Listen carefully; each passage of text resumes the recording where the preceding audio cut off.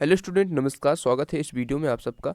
इस वीडियो में हम कक्षा 11वीं का वार्षिक परीक्षा का जो पेपर जारी हुआ है, वार्षिक परीक्षा के लिए कक्षा 11वीं के लिए ओपन बुक के लिए, तो इस पेपर का हम पूरा सॉल्यूशन आपको इस वीडियो में दे रहे हैं। सभी क्वेश्चन इस वीडियो में आपको मिल जाएंगे, केवल ऑब्जेक्टिव क्वेश्चन नहीं, बाकी के सभी क्वेश्चन। ठीक है, प्रश्न क्रमांक 1 से प्रश्न क्रमांक 28 तक सभी क्वेश्चन, ठीक है, निबंध सहित सभी प्रश्न आपको इस वीडियो में मिलेंगे, सभी प्रश्नों के उत्तर मिलेंगे। तो क्वेश्चन पेपर आपको मिल ही गया होगा। यदि क्वेश्चन पेपर नहीं मिला है तो आपको कुछ देर बाद मिल जाएगा, क्योंकि कई जगह पर लॉकडाउन लगा है, जिसकी वजह से प्रश्न पत्र स्कूलों में काफ़ी लेट बटेंगे। तो आपको जब भी पेपर मिल जाए तो आप उसको मैच कर लीजिएगा और सभी क्वेश्चन इसमें से लिख लीजिएगा। सभी क्वेश्चन के आंसर इसमें आपको मिल जाएंगे। बहुत ही अच्छी तरीके से इस कॉपी को लिखा गया है, आप देख सकते हैं। सभी क्वेश्चन के आंसर बिल्कुल सही हैं और बहुत ही मेहनत करने के बाद निकाले हैं, क्योंकि ये क्वेश्चन आपकी हिंदी अभी नई थी और इसको ढूंढने में काफ़ी मेहनत लगी। तो वीडियो को लाइक ज़रूर कर देना और अभी नए हैं आप चैनल पर सब्सक्राइब कर लेना, क्योंकि सभी विषय के इसी प्रकार आपको सॉल्यूशन मिलेंगे। तो चलिए हम देखते हैं। प्रश्न क्रमांक 1 है जो आपका, प्रश्न क्रमांक 1 के उत्तर। सबसे पहला जो क्वेश्चन था उसमें मीरा की भाषा क्या है, तो राजस्थानी इसका सही आंसर है। उसके बाद सेकंड क्वेश्चन का मैनेजर है, थर्ड का बसोली, फोर्थ का हो जाएगा सन 1936 में और फिफ्थ का रामचरितमानस। ठीक है, तो जो आपके सब सही विकल्प के क्वेश्चन है उसके सभी क्वेश्चन के आंसर ये हैं। सभी को आप इसी प्रकार से लिख लीजिए, बिल्कुल सही आंसर है। ठीक है, उसके बाद क्वेश्चन दूसरा देखते हैं, प्रश्न क्रमांक 2। ठीक है, प्रश्न क्रमांक 2 के उत्तर। इसमें सबसे पहला जो क्वेश्चन है, ठीक है, तो इसका आंसर पंत है। इसमें पूछा गया था कि प्रकृति के चित्र कवि कौन है, तो सुमित्रा नंदन पंत है। उसके बाद दूसरा क्वेश्चन है बुद्धिमान कौन था, तो मोहन बुद्धिमान था। तो जो क्वेश्चन है उसमें पूछा गया है उसका आंसर हम इसमें आपको सीधे दे रहे हैं, तो आप आंसर सीधे लिखते जाइए। क्वेश्चन पेपर आप स्वयं देखते जाइए, आपको मिल ही गया होगा। तो क्वेश्चन नंबर 4 है जो इसका, उसका 4 आ जाएगा। रस के कितने अंग होते हैं, तो ये 4 होते हैं। उसके बाद माधुर्य, ये सही शब्द है माधुर्य, तो इस प्रकार से आप लिख लीजिए। तो आपके ये खाली स्थान हो गए। अब हम प्रश्न क्रमांक 3 के उत्तर देखते हैं, जिसमें सत्य सत्य पूछे गए थे। तो पहला जो क्वेश्चन था आपका उसका सत्य हो जाएगा। दूसरा क्वेश्चन था जो उसका असत्य हो जाएगा। तीसरा क्वेश्चन था उसका सत्य हो जाएगा। चौथा क्वेश्चन असत्य, और फिफ्थ जो क्वेश्चन था इसका वो सत्य हो जाएगा। इस प्रकार से सत्य सत्य आप सभी मिला लीजिए।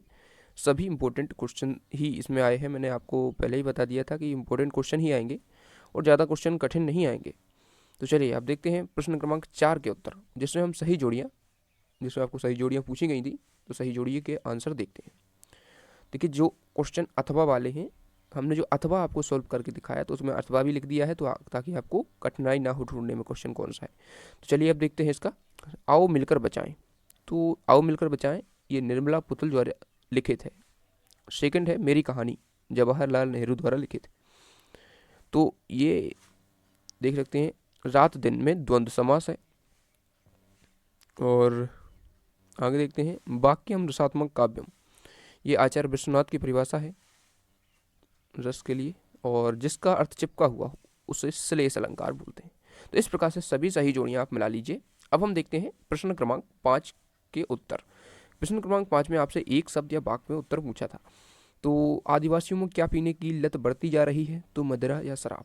देखिए, ये क्वेश्चन मैंने आपको इंपॉर्टेंट क्वेश्चन के वीडियो में डिस्कस किए हैं। मैंने बताया था आपको कि ये क्वेश्चन लगभग पूछे ही जाएंगे, तो पूछे भी गए हैं।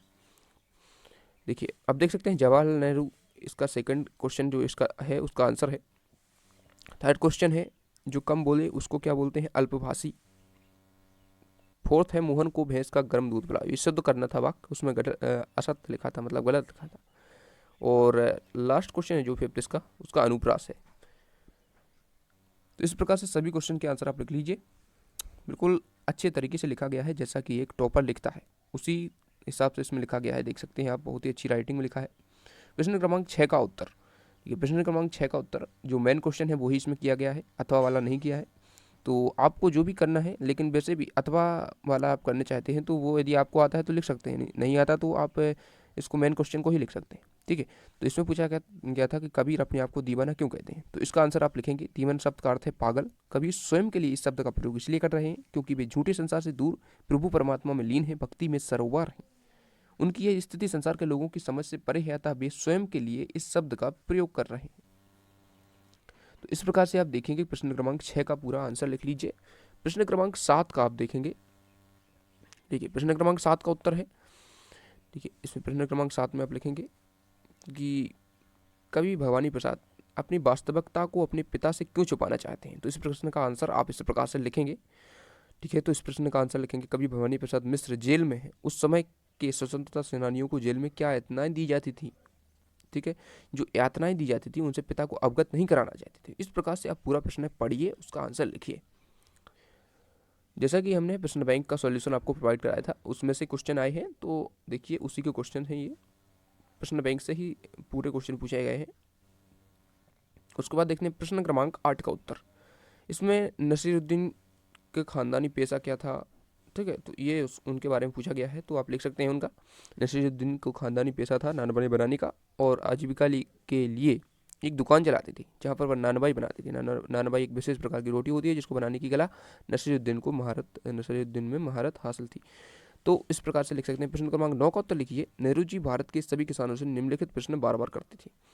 तो उसमें पूछा था क्या प्रश्न बार बार करते थे, तो इसका आंसर आप लिख सकते हैं इस प्रकार से। प्रश्न क्रमांक 9, देखिए चैनल को सब्सक्राइब कर लीजिए, सभी विषय के इंपॉर्टेंट क्वेश्चन हमारे चैनल पर पहले ही डल चुके हैं, और आपको इसी प्रकार से सॉल्यूशन आपको हम प्रोवाइड कराते रहेंगे जैसे ही आपको पेपर मिलेंगे, ठीक है। उस प्रकार प्रश्न क्रमांक 10 देखते हैं, नादमय उच्चार का अर्थ क्या है।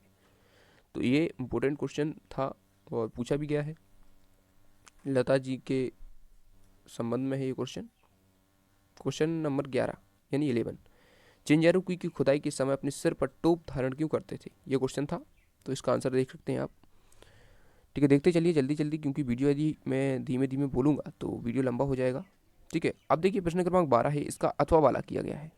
डायरी लेखन से आप क्या समझते हैं, तो डायरी लेखन से आप क्या समझते हैं, इस प्रकार से इसका लिख सकते हैं इस प्रकार, ठीक है। प्रश्न क्रमांक 13 देखते हैं आप। प्रश्न क्रमांक 13 में है, पत्रकारिता से आप क्या समझते हैं। तो पत्रकारिता से क्या समझते हैं, ये पत्रकारिता से ये क्वेश्चन यहाँ तक आपको लिख लेना है, ठीक है।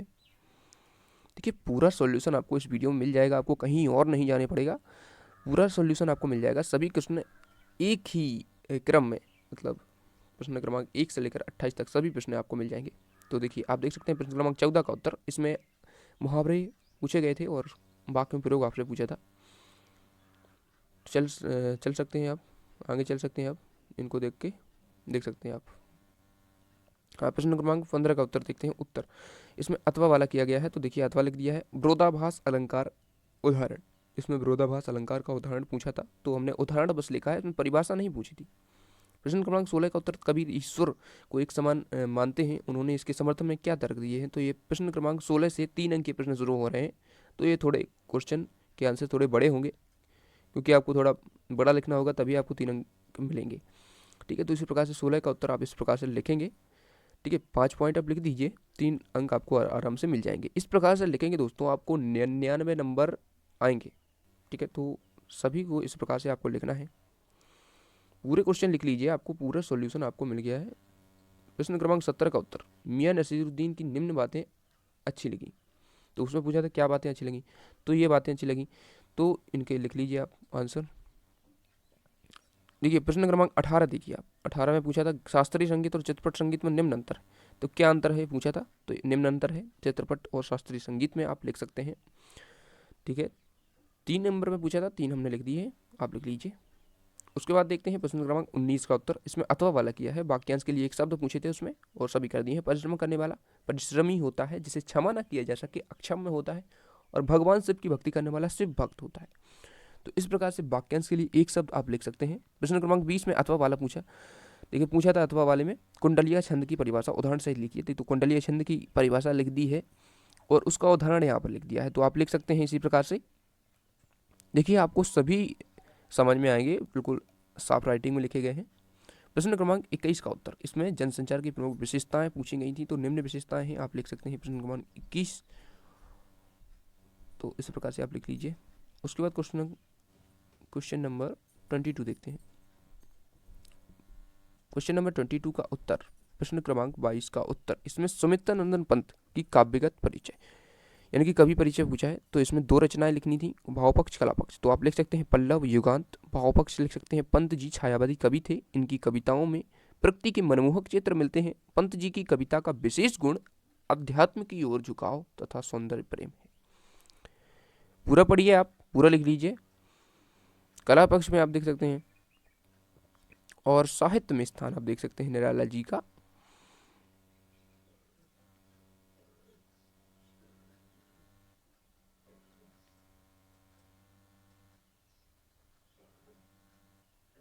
देखिए सुमित्रा नंदन पंत जी का है। निराला जी ने एक बार पंत जी के लिए बड़े शब्दों में कहा था, यदि तुलसी और सूर हिंदी साहित्य के सत्य और शिव हैं तो पंत जी सुंदरम है।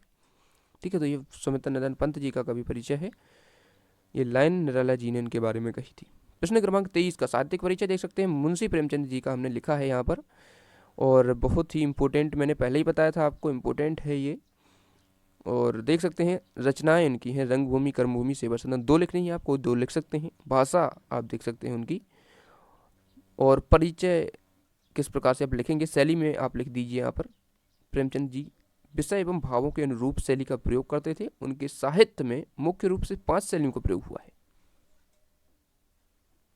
उसके बाद साहित्य में स्थान आप लिखेंगे, उपन्यास सम्राट के नाम से उन्हें जाना जाता है।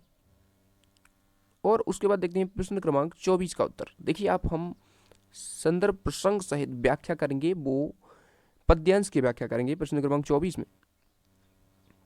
तो आप देख सकते हैं इसमें पूछा था बिका दिया घर बार, तो ये जो लिया गया है सुमित्रा नंदन पंत द्वारा रचित है, बे आँखें, उससे लिया गया है। संदर्भ में आप देख सकते हैं। और प्रसंग इस प्रकार से लिख सकते हैं, भारतीय किसानों की भयंकर शोषण बद्ध यानी दशा का वर्णन किया गया है। उसके बाद व्याख्या में आप लिखेंगे, व्याख्या कर देनी है आपको, बहुत अच्छे तरीके से व्याख्या की गई है, आप सभी पूरा लिख लीजिए। ठीक है, मैं इसको पूरा पढ़ के नहीं सुना सकता, मैं पूरा पढ़ूंगा तो बहुत वीडियो ज़्यादा लंबा हो जाएगा, तो आप इसको पढ़ते जाइए और लिखते जाइए। प्रश्न क्रमांक 25 का उत्तर अथवा। अथवा वाला हम कर रहे हैं, इसमें गद्यांश की व्याख्या करनी थी अक्सर जब मैं।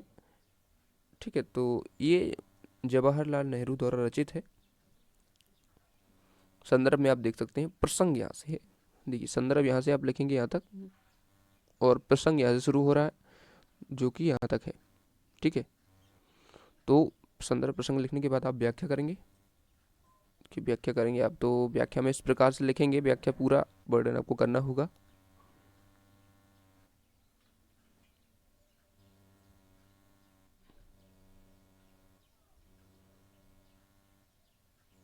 उसके बाद देखते हैं विशेष। देखिए विशेष आपको जरूर लिखना है, विशेष आप नहीं लिखेंगे तो नंबर कट सकता है, इसलिए विशेष भी आपको लिखना है। प्रश्न क्रमांक 26 का उत्तर इसी प्रकार लिखिएगा, मैं भी इसी प्रकार लिखता था तो मेरे भी अच्छे नंबर आते थे। ठीक है, 12th में, 10th में, 11th में, सभी कक्षाओं में इसी प्रकार लिखिएगा आप, तभी अच्छे नंबर आपको मिलेंगे। प्रश्न क्रमांक 26 का उत्तर, इसमें आपको एक गद्यांश दिया गया है, उसको पढ़कर प्रश्नों के उत्तर देने थे। तो उसमें पहला क्वेश्चन था, उसका शीर्षक लिखिए, तो शीर्षक आप लिख सकते हैं उदारता का अभिप्राय। ठीक है, सभी क्वेश्चन के आंसर आप इस प्रकार से लिख लीजिए, 5 क्वेश्चन जो उसमें पूछे गए हैं पेपर में। उसके बाद क्वेश्चन नंबर 27। देखिए क्वेश्चन नंबर 27 का, देखिए हमने जो इसमें पूछे गए हैं, लाउड स्पीकर और वाद विवाद प्रतियोगिता में मित्र को बधाई पत्र और लाउड स्पीकर के संबंध में आपको जो एप्लीकेशन लिखनी है, तो ये पहले ही हम वीडियो डाल चुके हैं। यदि आप हमारे चैनल पर पहले से सब्सक्राइबर हैं तो आप जानते ही होंगे, हमने पहले वीडियो डाला था इसमें वाद विवाद प्रतियोगिता और पर मित्र को बधाई पत्र और लाउड स्पीकर पर प्रतिबंध लगाने के संबंध में एक एप्लीकेशन लिखी थी और वीडियो डाल दिया था। तो आप लाउड स्पीकर के लिए और वाद विवाद जो भी आपको लिखना है, ये अथवा में है दोनों, तो आप ये तो ये लिख सकते हैं या तो वाद विवाद लिख सकते हैं। तो डिस्क्रिप्शन बॉक्स को आप चेक करिए, वहाँ पर आपको ये दोनों ही वीडियो मिल जाएंगे, जो भी आपको अच्छे लगे तो आप लिख लीजिए। ठीक है, तो आप चेक कर लीजिए। उसके बाद क्वेश्चन नंबर 28 का हम देखते हैं आंसर। क्वेश्चन नंबर 28 का बा वाला क्वेश्चन है, जिसमें रूपरेखा आपको लिखनी है। तो आप देख सकते हैं स्वच्छ भारत अभियान पर हमने रूपरेखा लिखी है। प्रस्तावना है स्वच्छ भारत का स्वप्न, स्वच्छ भारत अभियान का आह्वान, गंदगी एक अभिशाप, स्वच्छता अभियान प्रचार प्रसार, स्वच्छता स्वास्थ्य एवं आधार, उपसंहार। उसके बाद प्रश्न क्रमांक 28 देखते हैं। प्रश्न क्रमांक 28 में भी आपको डिस्क्रिप्शन बॉक्स को चेक करना है, और विज्ञान और मानव का निबंध हमने उसमें पहले ही डाल दिया है, तो उस वीडियो को आप देख लीजिए और वहाँ से आपको निबंध पूरा मिल जाएगा। यदि आप कोई और विषय लिखना चाहते हैं तो आप लिख सकते हैं, आपको यदि कोई और विषय अच्छा लगता हो या आपको याद है तो। थैंक्स फॉर वॉचिंग, और इसी प्रकार के वीडियोज़ के लिए आप हमारे चैनल को सब्सक्राइब जरूर कर लीजिएगा और दोस्तों के साथ इस वीडियो को शेयर कर देना ताकि उनका भी पेपर अच्छे से हो जाए। थैंक्स फॉर वॉचिंग, मिलते हैं नेक्स्ट वीडियो में।